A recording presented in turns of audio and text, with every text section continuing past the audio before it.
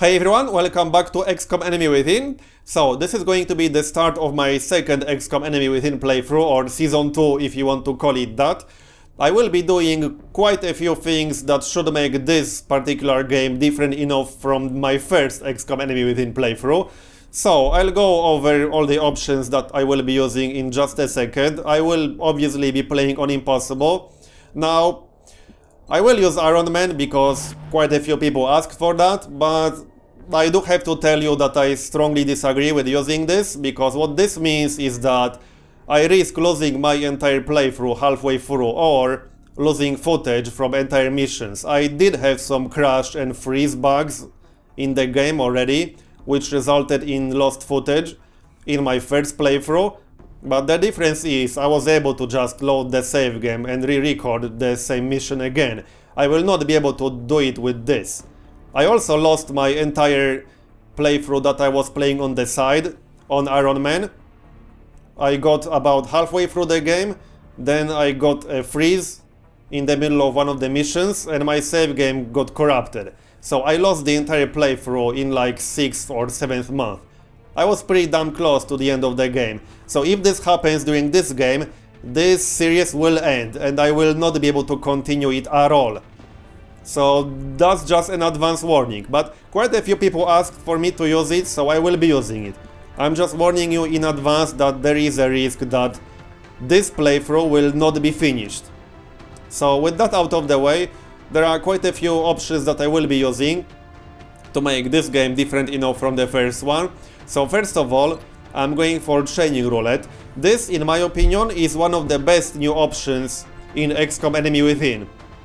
Because what this does is, it takes all abilities from all the classes, puts them into a pool, and draws abilities randomly from that pool on each promotion. So what this means that every soldier you got will get randomized abilities after every promotion. And this doesn't apply to just one class. So let's say your first heavy gets lightning reflexes as his first promotion, because you can get abilities from other classes, not just from your class. There are quite a few misconceptions about how exactly this works.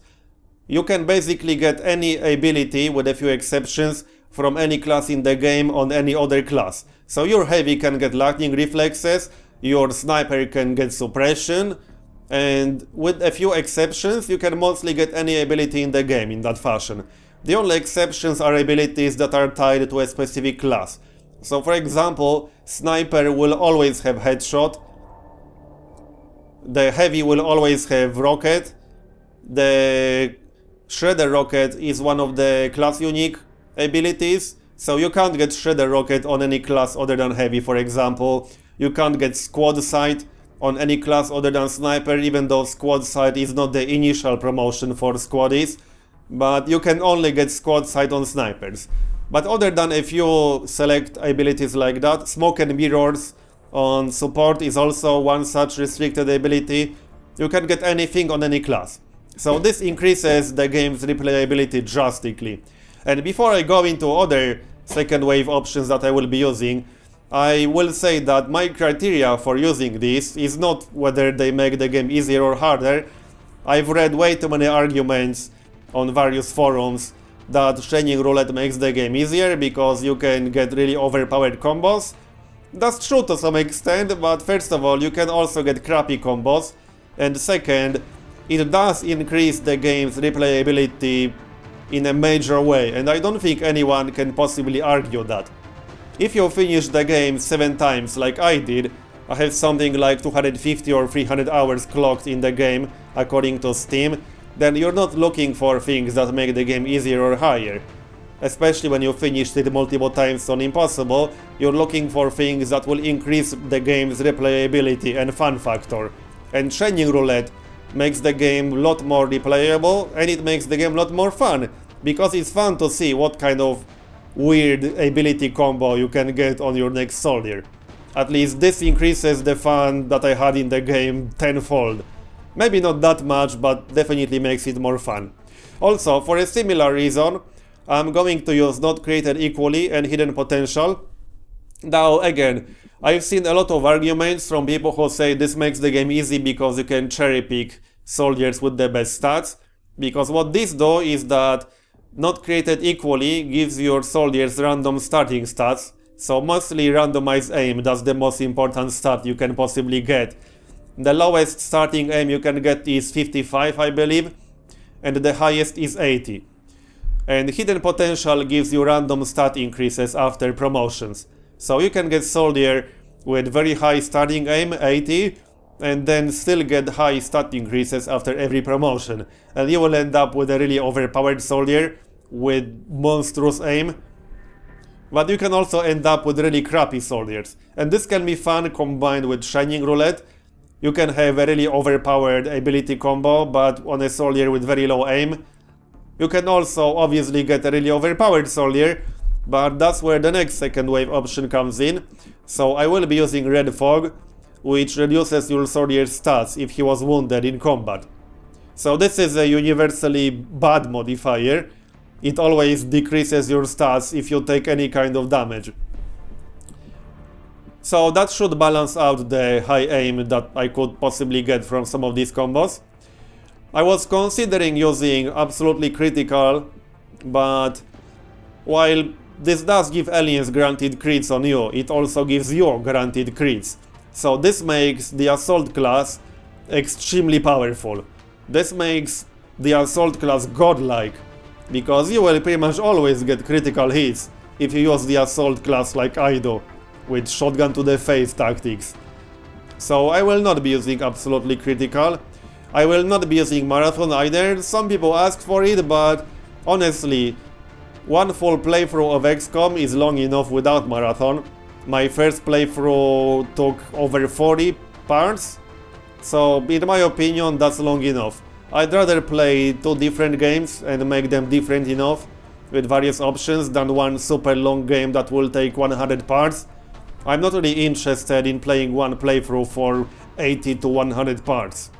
And Marathon can also make the game easier, because you can get high rank soldiers before some key missions in the game, like the first terror missions.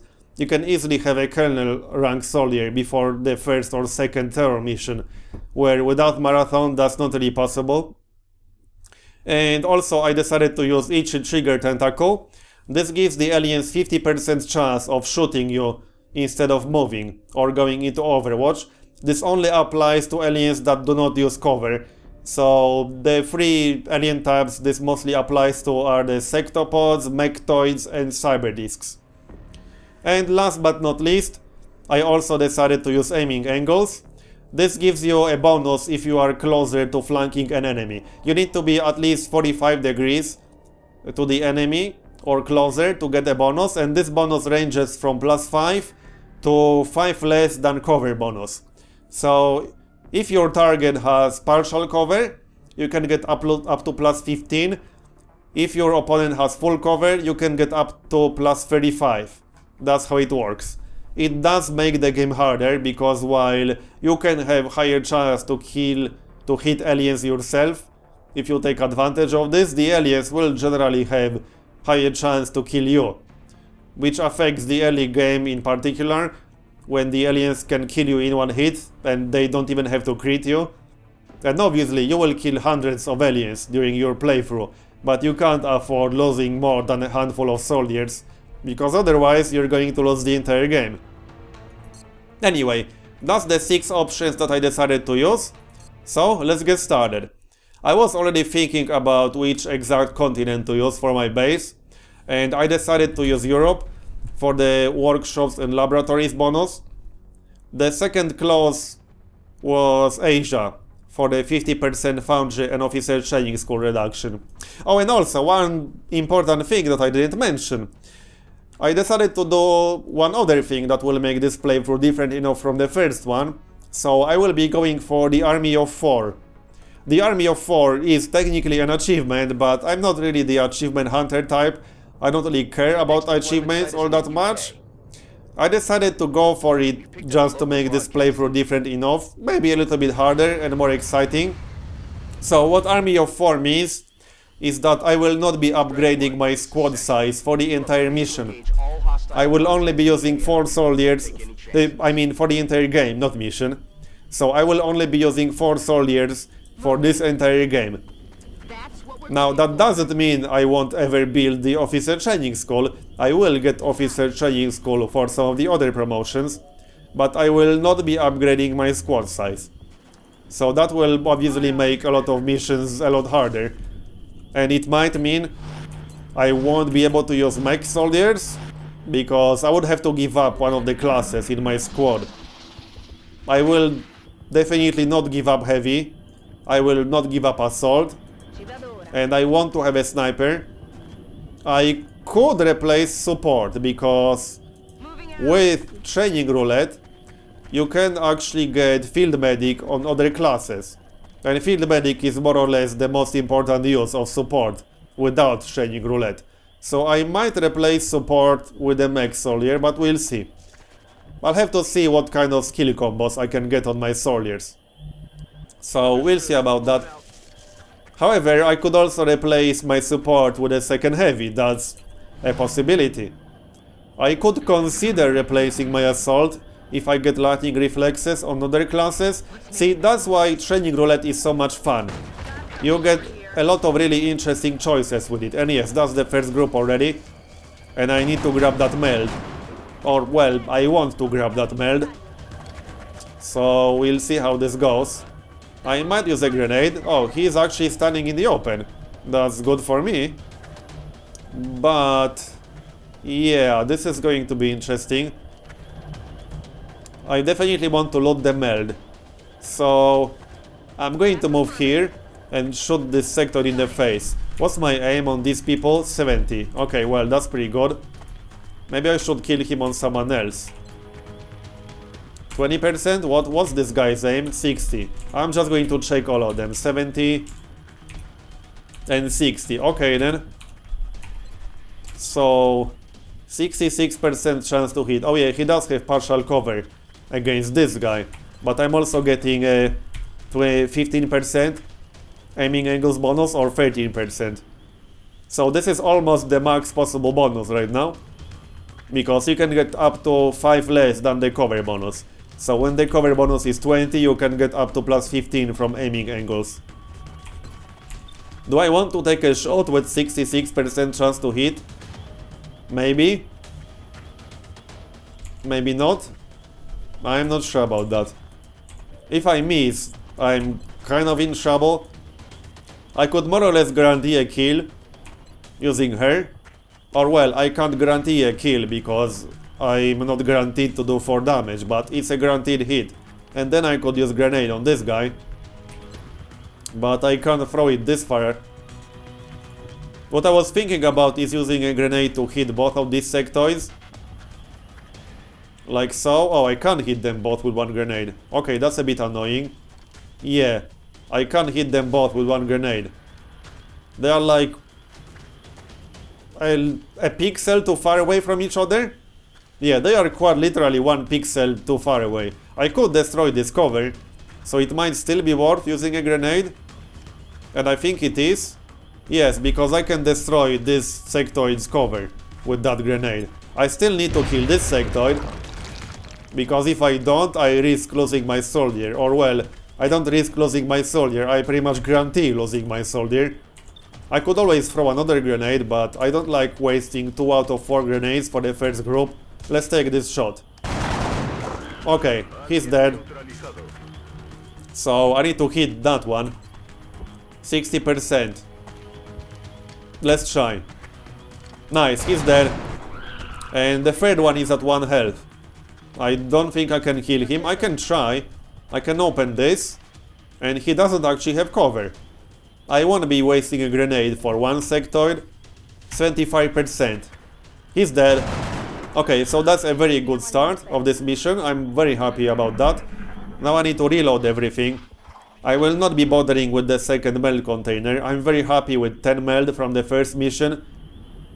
It's usually not a good idea to rush for both meld containers in the first mission. It's very easy to kill yourself if you do that. So there might be one more group up here. but I expect both groups to be down there. So this map is actually good for me because I should be able to get high ground bonus. But I need to be kind of careful. I will move a little bit closer, but I don't want to trigger anything just yet. This shouldn't trigger anything. No, it didn't. So I expect both groups to be down there. Yes, there's one group this way. Okay, here they come. I think I triggered them now. Yes, I did. Alright. This should be doable. Hold on, let's see. 30%. I could use grenades now, if I want to. Do I want to? Maybe. Let's try a regular shot first. So this is 53% chance. I don't think I'll get that lucky, but you never know. Oh yeah, she can't use a grenade anymore because she doesn't have one. So let's try. No. This is indestructible full cover, I believe, although I'm not 100% sure about that. Well, a grenade won't kill the sectoid, obviously. That's one of the things that makes impossible harder. You can't actually get killed on a sector using a grenade. 20%, that's way too low. I could throw a grenade with this guy. Okay, let's try. I don't think it will destroy the cover. No, it won't. But I will do some damage at least. Actually, yes, it destroyed full cover, so now he only has partial. 79, okay, good enough. He's dead. There's one more sectoid down there. But that shouldn't be too hard to deal with. I could move up here and use Hunker Down, but I don't want to trigger another group. I would prefer to avoid that. So I'll just move here or so and use Overwatch. If he moves up close to me, I might get reaction shot. Like this. Yes, I will. If I get super lucky, I might do 4 damage. No. But 2 damage is not too bad. I will save my grenades for the last group. Okay, he missed. I did have full cover, but now he's gone. I'm glad I killed the first sectoid, because what can happen here is that one of the sectoids will shoot at you. He will miss, but he will also destroy the wall, aka your actual cover.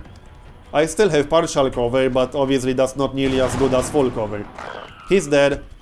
So that's a pretty good start of the mission. And I got a promotion from that. Let's reload. Reload. There's one more group. I expect it to be down there, and it is. I still got 2 grenades, if I'm not mistaken, or 3 grenades even. No, 2 grenades. Yes, I got 2 grenades. And they are actually standing right next to each other, but I'm not close enough to throw 2 grenades. I don't think so, or am I? I actually think I am. So I'm not going to take any risks and kill them all with grenades. What the heck are you doing, dude? Yes, that was definitely the easiest way to get there, not. Okay, I'm close enough. I'm just going to make 100% sure. So that was one of the best first missions that I had on Impossible in a while. Okay, let's throw it like that. I do miss out on some weapon fragments, but not a big deal really. Not getting killed is a lot more important than a few weapon fragments really. Down they go. And I got another promotion. So, that was by far... I actually collected 2 meld canisters, wow. 2 meld canisters on the first mission on Impossible. That's actually kind of impressive. I never expected to get 20 meld from the first mission, so I'm really happy about that. Alright, let's see what kind of promotions I got. Assault, Sniper and Heavy, awesome. I got a Heavy. His aim is a little bit crap, but whatever. 67 aim. Was this guy at 60 or 65? I don't know. 71. Was she at 70? Well, either way. I got Assault, Sniper and Heavy. That's pretty good. Because if there's one class that I might exclude from my squad, is the support, although I hate missing out on smoke grenades. We'll see, I'll decide based on what kind of promotions I'll get. Either way, this part is done now, so thanks for watching, and I'll see you next time. I agree, that does seem to be the most pressing of our current